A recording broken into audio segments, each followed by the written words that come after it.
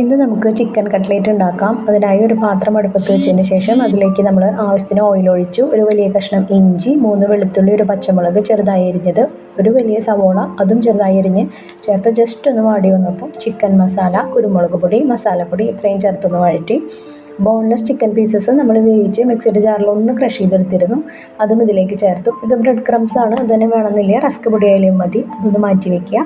പിന്നെ നമ്മൾ നേരത്തെ തന്നെ ഉരുളക്കിഴങ്ങ് ഉപ്പിട്ട് വേവിച്ച് പുഴുങ്ങിയെടുത്തിരുന്നു, അതും ഉടച്ച് ഇതിലേക്ക് ചേർക്കുകയാണ്. നല്ലതുപോലെ ചൂടാറിയതിന് ശേഷം എല്ലാം കൂടെ കുഴച്ച് കട്ട്ലേറ്റിൻ്റെ പരുവത്തിൽ നമ്മൾ കയ്യിലിട്ട് തന്നെ പരത്തി മാറ്റി വയ്ക്കണം.